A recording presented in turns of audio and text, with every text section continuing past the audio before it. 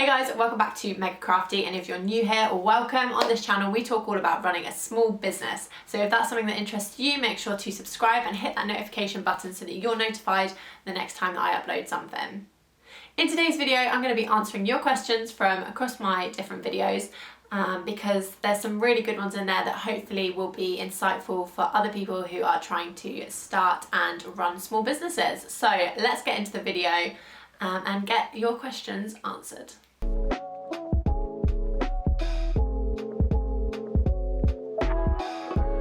Okay, so Meg H said, I'm thinking of starting my own dog bandana business and I've been struggling on how big to make the templates for the bandanas.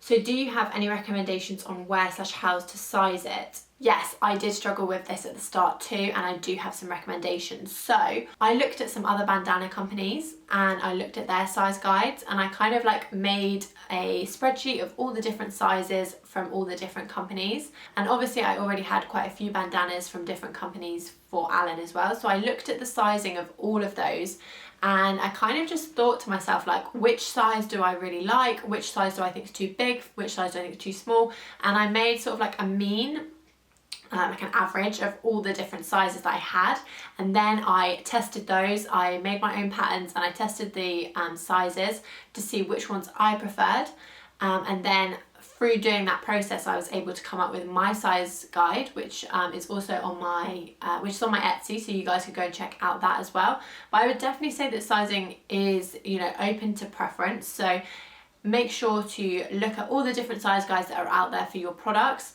and kind of come up with something that you think looks good and you're happy with, and then cut yourself some patterns and just stick with those sizes. I've also added now an extra small and an extra large, just because the small that I was using I thought would be, like, Alan is really small, so I thought that that would be fine for other small dogs, but then I had a Yorkie which the small just looked so big on that dog, so I decided to make an extra small. So you will kind of just learn with the process, but yeah, to start with, just kind of make an average of all the different size charts that you're seeing out there and come up with your own sizes and trial and error and make some bandanas and see what you think.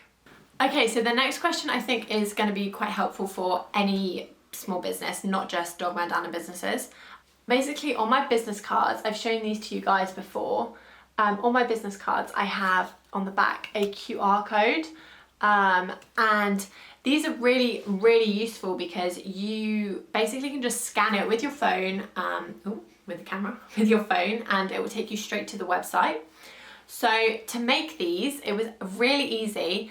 I basically just went on Google and did free QR code, and there was a website that came up. I put in the URL to my shop, and then this was produced, and then I was able to put the logo in the middle here.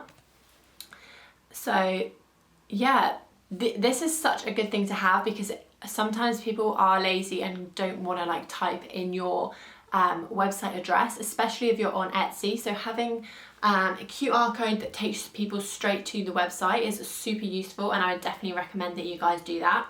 You can save it as a JPEG or a JPEG file, and then you can just upload it onto your business card and get it printed. So that's what I did, and I would recommend that you do that as well, because I include these in all of my packages, and I'm also able to give them out to people and they can go directly to the website without having to type it in, which saves people a lot of hassle and ultimately gets more people to your website, which is what you want. So definitely get a QR code, and if you want any more information about that, then send me a message if you're not sure. I can't remember the exact website I used, but I literally just typed into Google QR code creator, and I think I picked the first one that came up. If not, it was the second one.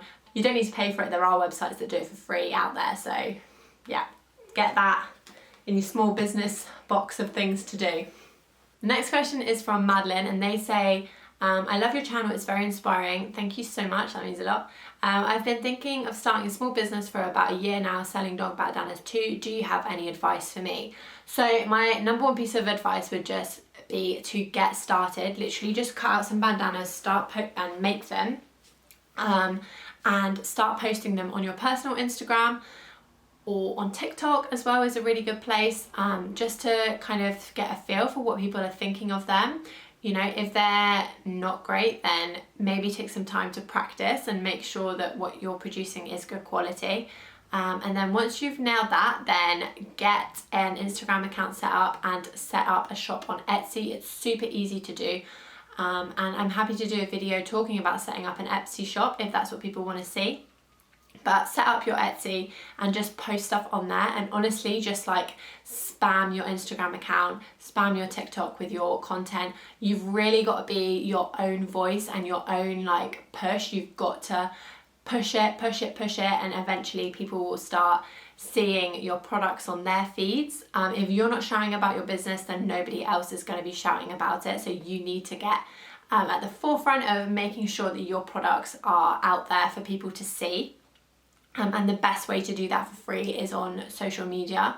Obviously, we can then think as small businesses about influencer marketing and pay-per-click advertising and all these different types of paid content. But I think just getting started, you really just want to be going for things that are free to do. So setting up an Etsy shop is completely free. You only have to pay for the listing price. And then if you sell, so I think it's like, I don't know what it is in dollars, but it's 20p in pounds. So you pay that to list your products, and then once you make a sale, then you obviously have some fees as well that you have to pay the site, but you don't have any like ongoing site costs.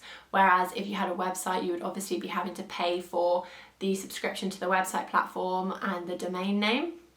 So set yourself up on Etsy and just take the leap. If you keep thinking about it, you're probably going to put it off and off and off for ages. Like I honestly, when I started and got my first sale, I sent it out in a brown envelope with a little handwritten note. And now I have my own business cards, which I was showing, which I include. And I also have these thank you cards, which I include in my packages. But honestly, to start with, I was just sending out stuff in brown paper envelopes. But the main thing is to get started. Yeah, that would be my advice to you, Madeline. Just get going. And for anybody that's thinking of starting a small business, honestly, take the leap. If it doesn't work out, then it doesn't work out. At least you will have tried. But if you don't try, then you'll never know what could have been. That's why I started documenting my journey. I was thinking about doing it for quite a while, and I was like, actually, like, why am I thinking about it? Like, I'm sure so many other people are in this situation, and if you don't know, then if you don't try, then you'll never know. So just do it, as Nike would say. Just do it. And I've just seen that Madeline actually sent another comment saying, I have made one bandana with my dog's name on it. I really love your channel. Thanks again for the support. But that's great. So you've already started doing a bandana. Now take some pictures of your dog with their bandana on if you want to sell them, and just get them on social and shout about yourself. I've had another question about a Cricut Maker tutorial. So if you haven't seen already, I've posted a video with a specific Cricut Maker like setting up using the software, so go and check that out. I'll link it down below. And I've also done a video where I'm created the bandanas from like literally choosing the fabric, cutting them out, all the way through to customizing them. So go and check that out as well if you have any questions around like how I actually make my bandanas. Thanks for watching, guys. If you found this useful, then please drop me a like. It really helps with the YouTube algorithm and helps me reach other small businesses. I am actually a professional marketer. That's what I do as my career. It's what I'm trained in. So if you do have any marketing specific questions, then let me know down in the comments below as well, and I will try and get around to them in my next video, or maybe I'll do a video solely on marketing. Who knows where this channel is going. But yeah, I hope you enjoy and subscribe to join along. See you next time.